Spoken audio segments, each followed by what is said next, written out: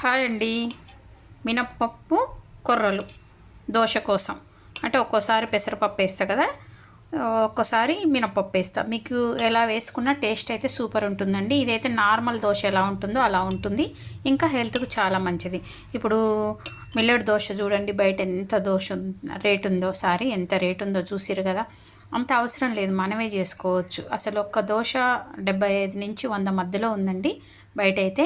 అదే మీరు కనుక ఇలా ఇప్పుడు రాత్రి నానబెట్టిన ఇప్పుడు 8 అవుతుంది, పట్టి 7:30కు పట్టిన అనమాట. 9 అవుతుంది కదా మనం టిఫిన్ తినేసరికి.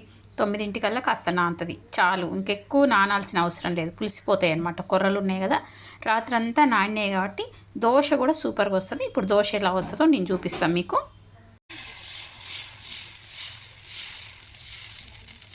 ఎంత పలుచగా కావాలంటే అంత పలుచగా వస్తుందండి దోశ అనేది. కాకపోతే పిండి అనేది మెత్తగా పట్టుకోవాలన్నమాట,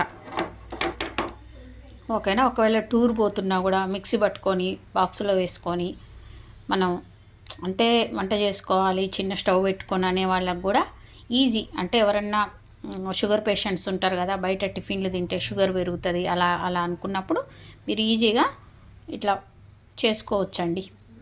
మన వీలుని బట్టి చేసుకోవచ్చు, ఓకేనా. చూడండి ఎంత పలచగా కావాలన్నా అంత పలచగా వస్తుంది. పల్లి చట్నీ ఈరోజు అయితే నేను పల్లి చట్నీ చేసిన. పల్లి చట్నీ మనం మినప దోశకైతే ఎలా ఉల్లిగడ్డ కోసుకొని తింటామో అలా ఉల్లిగడ్డ కూడా కట్ చేసుకొని తినొచ్చండి దోశతో పాటు. చాలా బాగుంటుంది. టమాటా చట్నీ అయినా బాగుంటుంది, పల్లి చట్నీ అయినా బాగుంటుంది.